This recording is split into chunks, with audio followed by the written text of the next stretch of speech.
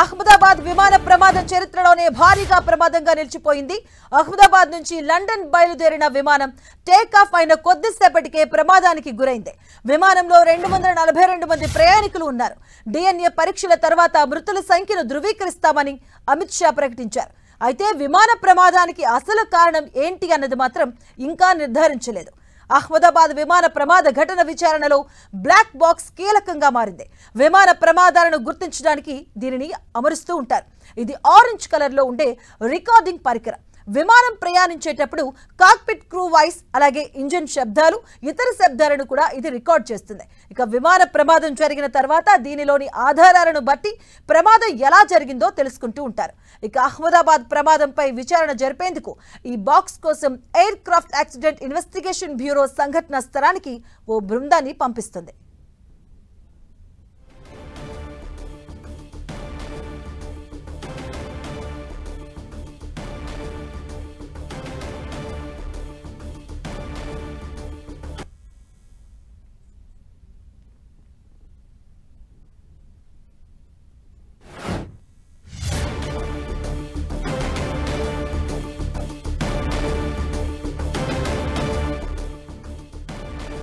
అహ్మదాబాద్ విమాన ప్రమాదంలో air India నిర్లక్ష్యం కనిపిస్తున్నట్టుగా తెలుస్తుంది. ఎయిర్పోర్ట్ నుంచి టేక్ ఆఫ్ అయిన ఎయిర్ ఇండియా విమానం కొన్ని నిమిషాల్లోనే కుప్పకూలింది. ఈ ప్రమాదంలో విమానంలోని మొత్తం 242 మంది ప్రయాణికులతో పాటు సిబ్బంది మరణించారు. అయితే ఈ విమానంలో లోపం ఉన్నట్లు ముందే ఓ ప్రయాణికుడు సందేహాన్ని వ్యక్తం చేశారు. ఇదే విషయాన్ని తన ఎక్స్ ఖాతా వేదికగా ఎయిర్ ఇండియా సంస్థకు సమాచారం అందించినట్టుగా తెలిపారు.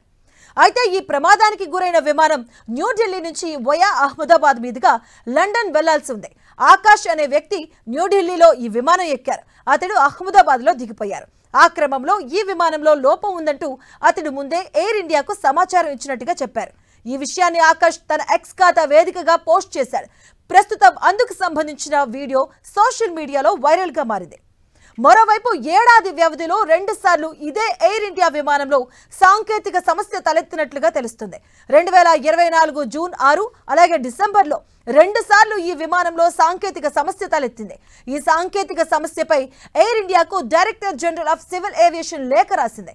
అయితే ఈ లేఖను ఎయిర్ ఇండియా సంస్థ పట్టించుకోకుండా నిర్లక్ష్యంగా వ్యవహరించింది. చివరగా 3వసారి అంటే నిన్న అదే ఎయిర్ ఇండియా విమానం ప్రమాదానికి గురైంది.